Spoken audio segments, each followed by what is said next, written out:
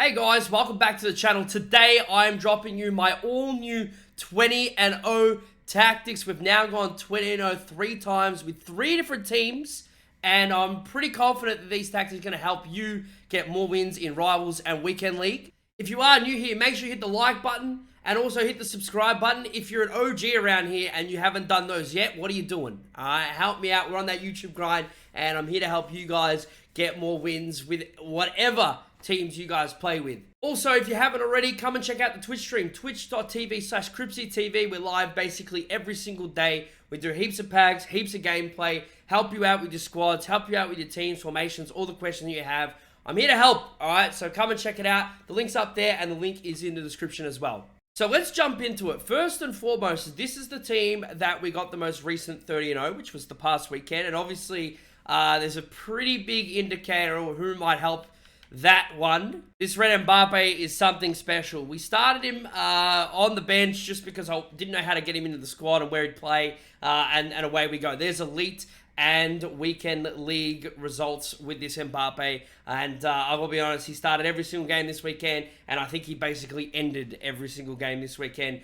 Absolutely phenomenal. A card like that is going to be good, and I'm shocked that we even packed him out of the 20-0 rewards, and I've got that video. You guys can check it out at the end. However, it was absolutely insane. However, what I want to show you is that I have multiple teams that we've got 20-0 with. And first of all, this is the first team. So this is the first team we got 20-0 right at the start of FIFA 23. And we had Jota in there, Renato Sanchez was in there, Messi, Son, and KDB. Now, you might see a bit of a reoccurring trend across this team. My midfield and my defense practically stayed the same. And there's lots of reasons for it. However, some of these are the best players in their position, especially in the back line. And you only really want to make changes if something crazy big comes up. Such as, for example, I want to change this Informer Kanji for a mid-Blanc. That's kind of my hope, because I think mid-Blanc is just a little bit better. However, I'm not in any rush. We're still getting the results. The team is defending well. And you never know what we're going to get content-wise, what kind of flashback cards we're going to get, what kind of icon SBCs we're going to get. So I'm not in a rush, and the results are still coming. Now we have Team 2. So we used Haaland, we brought in Perisic, we tried out Phillips, but for the most part, the team in the defense still rocking. And it was quite amazing to see that we had consistent results with these defensive players in their positions, and obviously having these midfielders. The attack could change a little bit, but we're still getting some great results. And then Team 3, which was obviously the most recent 20-0. And look, again, the back line is basically the same. Across the back four, we still have Capdevere and Walker, Marquinhos, Akanji, and we have Navas in goal with Toure and KDB. However, just been fiddling with another midfielder, and we have Marino in there at the moment, and I really like him. I think he's super undervalued. I think he's 6'2". He's high works rates. The only thing is his stamina is a little low, so you do have to sub him out at about the 60th minute because of those high work rates. But that first 60-odd minutes is a fantastic CDM box-to-box style. I think he's really good. Perisic is fantastic. He does a job on that wing, and obviously we have Neymar and Mbappe. Now, what you're here for is the tactics, and the tactics are the 4-2-3-1 to start with, right? This is how I start every single game in the 4-2-3-1. Mbappe, Neymar, Perisic, KDB in the front four. Then you have Toure, Marino, Capdevere, Akanji, Marquinhos, Walker, and Navas. You can see why I like to keep things pretty simple. I'm not making too many changes in the defensive line. They're your last line of defense. They're the ones that are making sure you don't concede. They're the ones that are making sure you win games. So that's why I stick with the ones that I know. I try not to chop and change that too much, because they all play differently. Different players, different cards play differently. So that's why I try and keep it the same. Some people ask, hey, what about Keylor Navas? I really like him. I think he's very good. He has made some unbelievable saves, and I think his ball distribution is quite solid as well. So I will keep Keylor Navas in. Some people say get Donnarumma. I think he's a fraud, but that's just me. Toure and Marino in the CDMs, Perisic on the right, Neymar on the left, KDB at cam, and Mbappe up the middle. We'll have a look at the tactics, and we have balanced 40 width in defense and 60 depth in attack. So your defensive line's going to be quite high up, and because my defenders are all lengthy, they're going to catch up to basically everybody that gets through on goal. So I'm happy to have that higher line so we can try and win that ball in the middle of the park and go forward. In attack, balance, 50 width, players in box is low, corners is low, and free kicks is low. This is my most balanced formation I start every single game on. This gives me a good understanding of what my opponent plays, and then we can make changes and tweaks from here. In the instructions, I have my Mbappe or your striker, any striker, stay central, get in behind up top. Balance for KDB at cam, get in the box for Perisic, get in the box for Neymar. Moreno with a cut passing lane, stay back while attacking, cover center. Yaya Toure cut passing lane, stay back while attacking, cover center, and stay back while attacking on both my left and right back, and obviously just leave your center backs and your keeper. However, if you really want to, you could definitely do comes for crosses if you were so inclined. However, when I'm playing the 4-2-3-1, it's my most balanced formation. I don't want anyone going crazy, making bombing runs forward. For example, Moreno, I don't want him going crazy with the high work rates. Toure is med, so he doesn't go too ham, but when he does, my God, I try and hit him on the pass every single time. I talk about stability, and it's something that's really important when playing FIFA.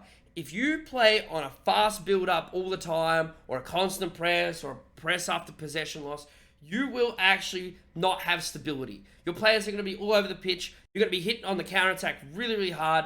I highly recommend starting every single game really quite balanced and see where the game takes you. Speaking of where the game's going to take you, we go down 1 or 2-0. 1-0, I'm not panicked. Such is life, right? But 2-0 and beyond, that's when things get a little spicy. I go pressure on heavy touch. I still have the same width and the same depth.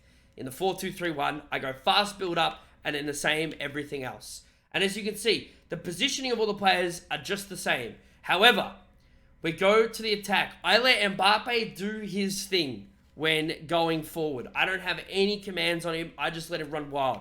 His AI smarts are there. Neymar is the same. Go nuts, right? Perisic the same. Go nuts. KDB the same. I have touched none of these players because fast build up means they're just going to go. Where you're not telling them where to go, they're smart enough. These players have such high attack positioning, have great stats. There is no point telling them where to go. They're just going to go. When we have Toure, cover wing, nothing else. Moreno, cover wing, nothing else. And then obviously we have balance on our left and right backs. And then we leave the two center backs and the goalkeeper in that same area. Now, as you can see, this is hell to the wall kind of stuff. This is just absolutely guns blazing. We're looking for goals because we've got to get back in the game. And that's why I leave the tactics the way they are. These players are so good. They know their position. They know where they need to be. They know where they can run to. This is why this formation, I think, is really good. And this tactic is really good because the AI takes control of where the runs are going. And I think it's absolutely a no-brainer. If you've got a really good set of players or really good players in key positions, just let them go. Now, you might be asking, what do we do here when it's all is not working? Nothing's happening for us. We're down. What are we going to do?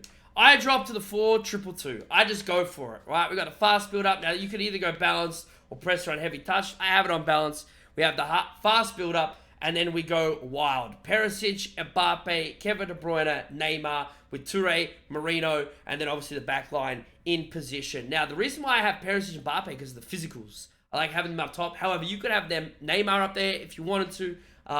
If for Perisic, vice versa. However, that's how I like it. That's how I play. I like getting those good, incisive passes in to those finishes in the box. Now, stay central target man for Mbappe. That means Mbappe is going to drop a little into sort of that center forward position. However, you could make that anything you want. You could make that Perisic or Neymar or whoever you have. However, that's just how I like to play, having that sort of player that's going to drop just a little bit, but not too much, and in behind, and maybe drag that center back out of position. Perisic is getting behind. Neymar is balanced, and then obviously you have the stay back while attacking on the Moreno and Toure, and then stay back attacking on Capdeville Walker. However, you could have everyone just balanced and go for it. Now, you might be wondering, Crimpsy, you're 2-1 up, 85 minutes gone, your opponent's pressuring you like crazy. What are you going to do? This is what I have found works for me, and it came up clutch for us, actually, in our 20th game last weekend. We played a very good player who's well known in the community here.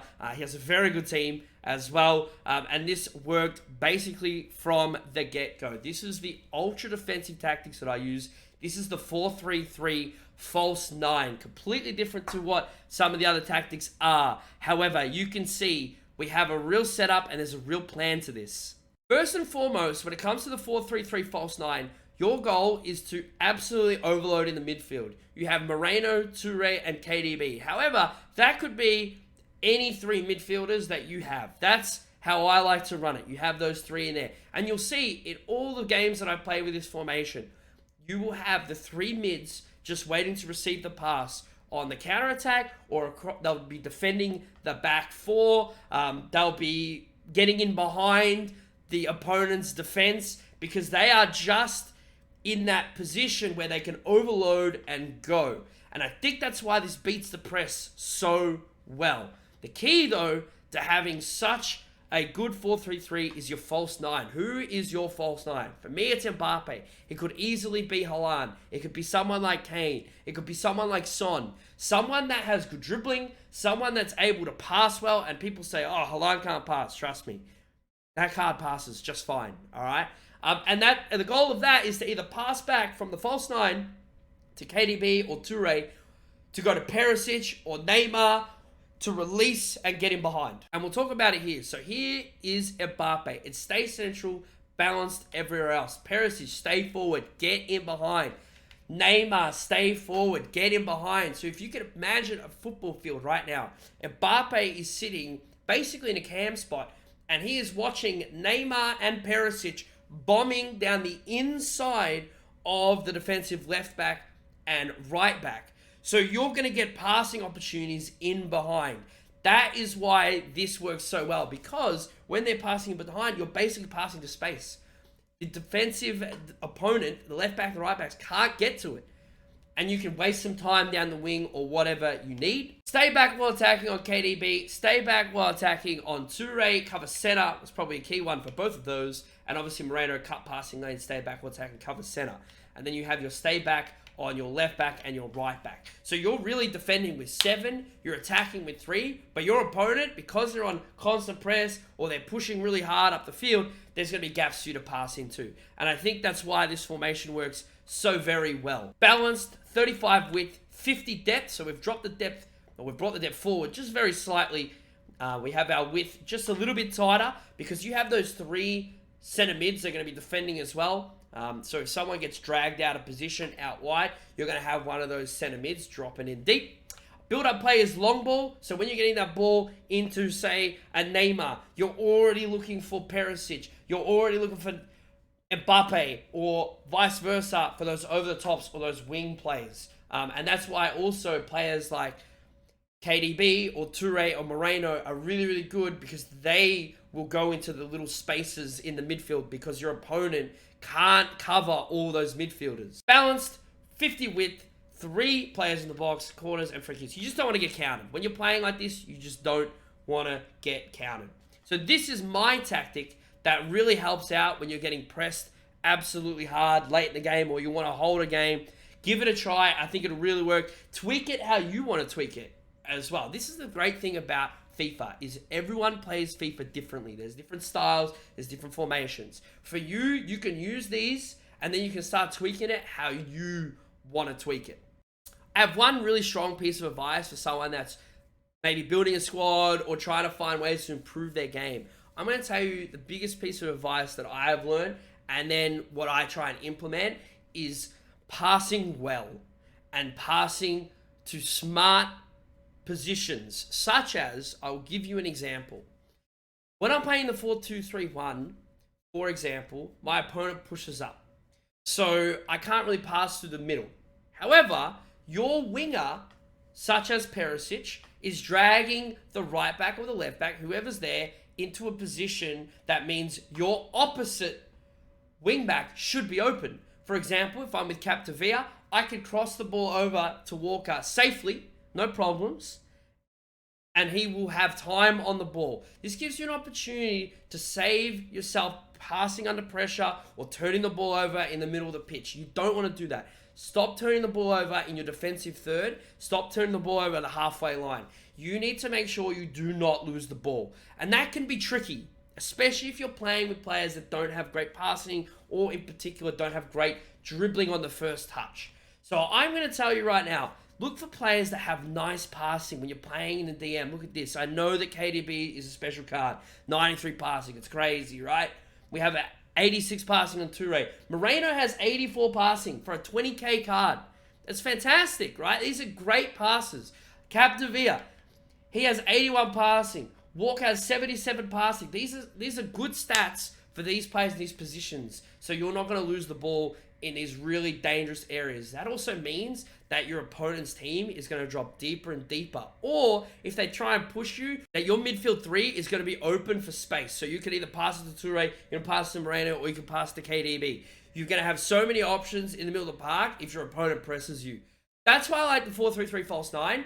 However, the 4-2-3-1 is still the most balanced formation in the game.